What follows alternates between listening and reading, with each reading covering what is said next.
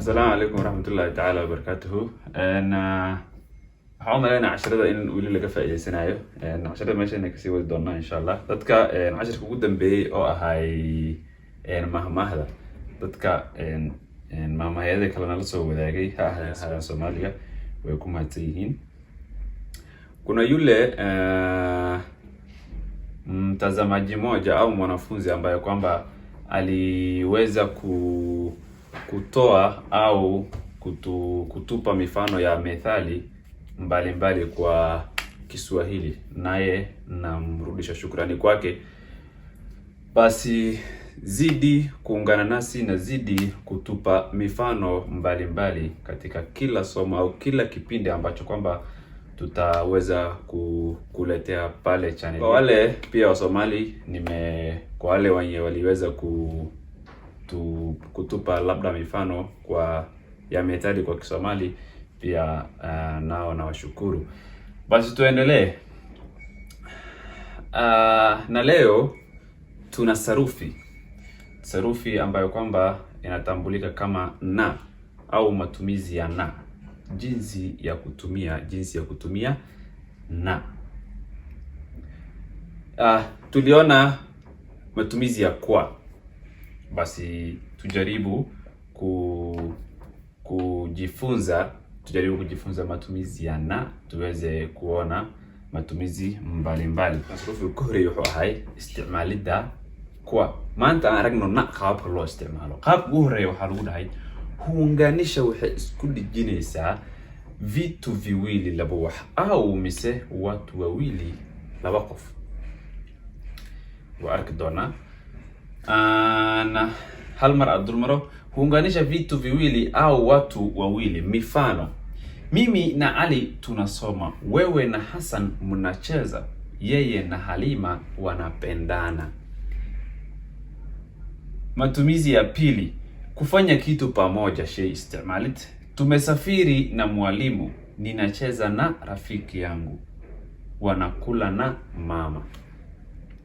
Maana ina marka huunganisha loguda, huunganisha au hushikanisha.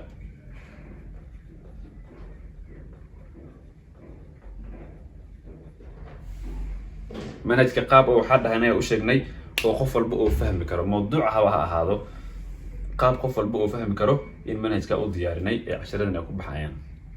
laga yaabo hadda mawduucana u jeedo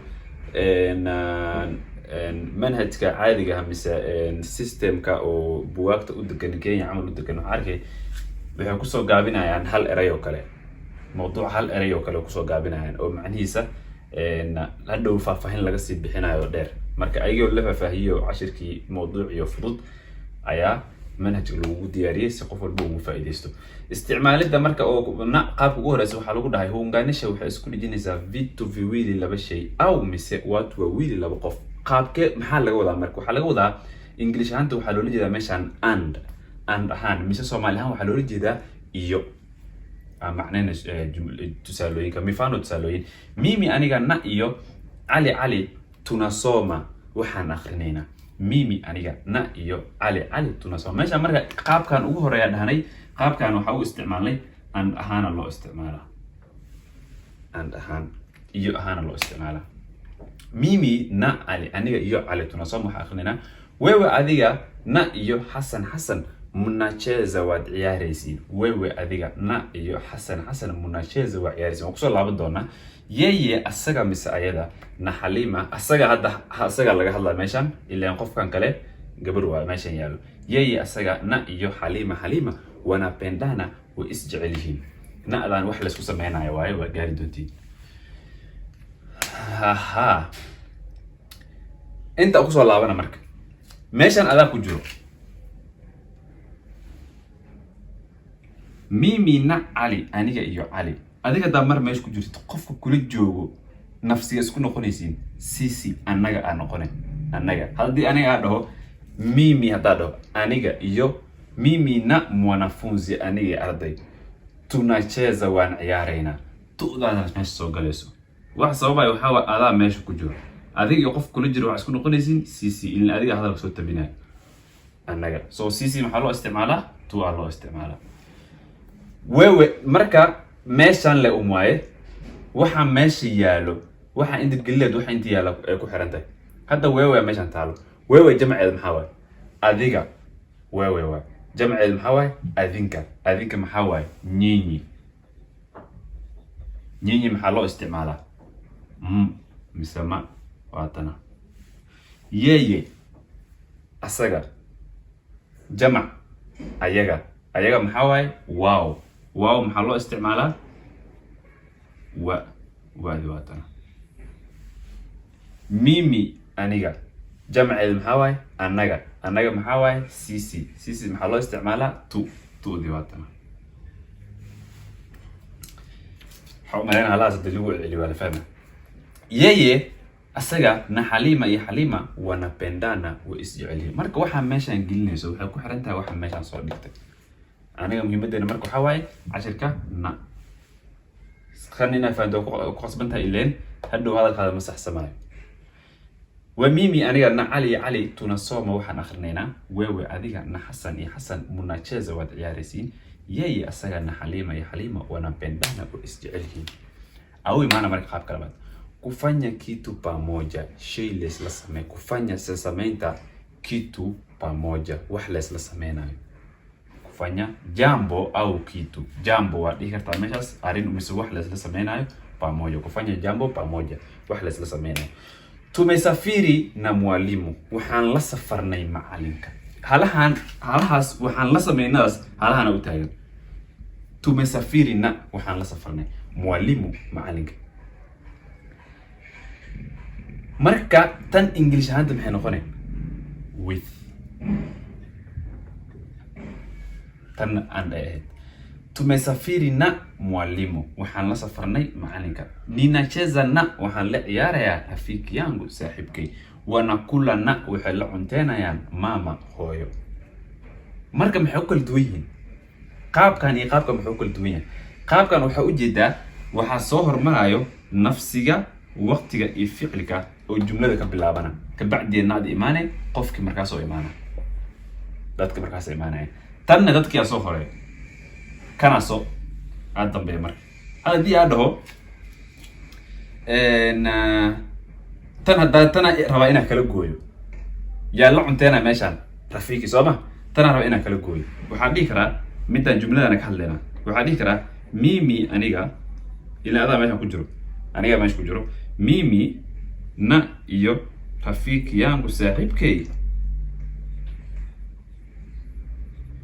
tumekula waan cunteynay ileen adiga meesha soo galay saaxiibka waxa isku noqonaysiin tu maxay ahayd ficil muxuu ahay cheza tumecheza waan ciyaar kuwan kulli gada qaabka waa u celin karaa inaan kala gooyo way ugu dheeraanay marka adiga kaliya meesha soo gelinayo waxa leedahay ninacheza na rafiki yangu ma qaynasfani ku soo celina waxa dhahay tumesafiri na mwalimu waxaan la safarnay macalinka tan waa si kala gooyi karaa waxa dhigi karaa tuudan Soomaha meesha taalo tuudan Soomaha ma taalo nafsi weynaaso waxa u taagan hadda tuudan nafsi u taagan waa sisi ya soo qaadana waxa dhaha sisi anaga na iyo yaa kala meesha yaalo macalinka sisi anaga na iyo mwalimu macalinka sisi na mwalimu aniga iyo macalinka anaga iyo macalinka tuudiya soo celina marka ilaa waatana tume ficil muxuu ahay safiri tumesafiri waan safarnay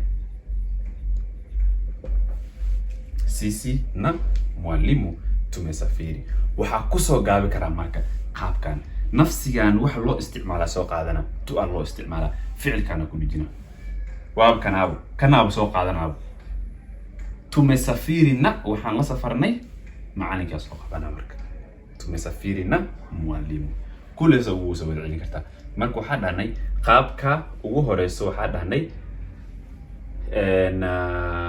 iyo ahaan loo isticmaala mise and ahaan aniga iyo hebel saasa sameeyay hebel iyo heblaay saasa sameeyeen adiga iyo hebel saasa sameeyeen kuwan ugu dambeeyay iska fiiriyo qaab kale waxa dhahnay with ahaan wax la isla sameynayo with wax la isla sameynayo dhahnay kufanya kitu pamoja au kufanya jambo pamoja. Saanan la sameynay hebel saan la sameynay inta dhileed anaga iyo hebel saanan sameynay inta dhileed iyo inta dhileed saanan la sameynay akasoo qabani. Tumesafiri na mwalimu, ninacheza na rafiki yangu, wanakula na mama. Umaleyna cashirka inta fiican loo fahmay.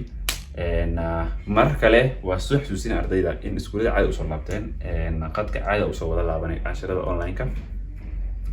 Mid kale oo ardayda ku baraarujinayo mis dadka daawanayo hataa qof soo xilay u bilaabay mis qof fahansan waxa ka codsanayna anaga channel ahaan waxa ka codsanayna videoyada inaad dhameystirto daawashadooda inaad dhameystirto inta daawanayso inta TikTok ku aragtay ina YouTube ku aadaan daawadaan ayagana ay dhameystirtaan isku day dhameystirtaanka video aad dhameystirayso aad daawanayso anaga ay faa'iido noo tahay. Marka isku day cashirka hadii xataa fahansan tahay hore oo soo aragtay laga yaabo adiga nagu caawi inaad videoga dhameystirato.